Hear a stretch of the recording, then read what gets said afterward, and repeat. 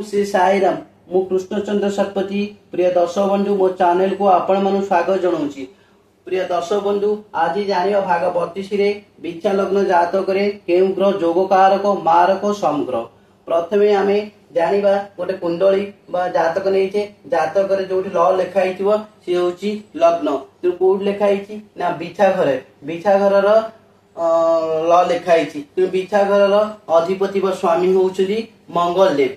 तेणु आम प्रथमे जानिबा एई बिछा लग्न जोगकार ग्रह किए किए ना बिछा लग्न जोगकार ग्रह होउछंती लग्न निजे निजे एटा काहा घर ना बिछा घर अधिपति मंगल देव होउछंती ए जातक कोरे जोगकारक ग्रह प्रथम जोगकारक ग्रह।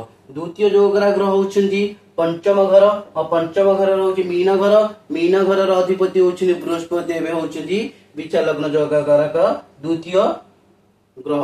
तापर जानिबा तृतीय होउछंती भाग्य घर बा कर्कट घर अधिपति होउछि चंद्रदेव होउछंती बिछा लग्न जोगकारक तृतीय ग्रह।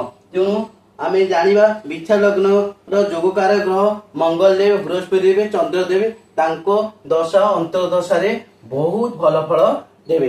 तापर जानिबा बिछा लग्न मार्ग ग्रह किए से बिछा लग्न मार्ग ग्रह होउछंती किए से सप्तम घर और अष्टम घर।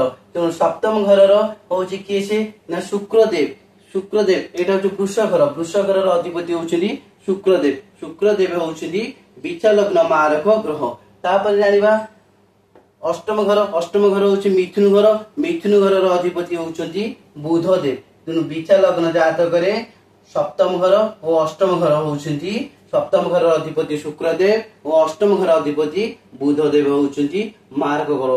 तेणु तांको दशा अंतर्दशा रे बहुत खराब फल देवे।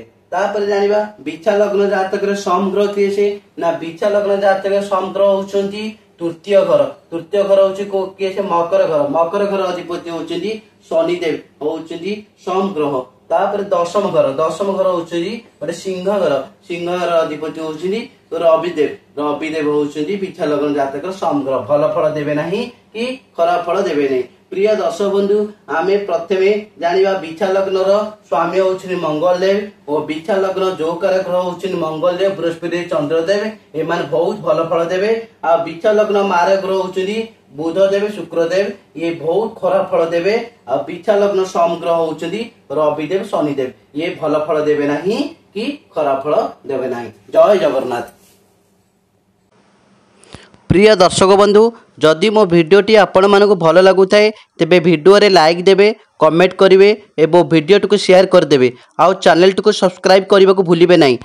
जय जगन्नाथ।